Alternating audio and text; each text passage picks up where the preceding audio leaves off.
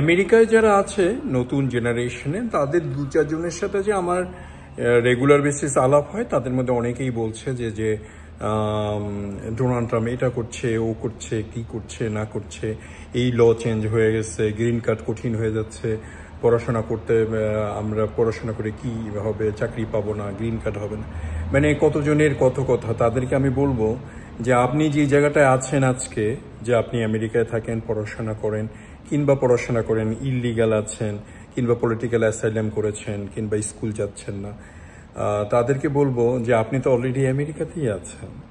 পৃথিবীর কত দেশের কত মানুষ এখনো শুধু আমেরিকার ভিসার জন্য ওয়েট করছে।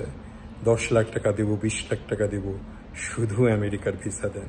আপনি তো আমেরিকাতেই আছেন, তো যে পরিস্থিতিতে পড়েছেন সেটাকে সামলিয়ে নেন, তাই না?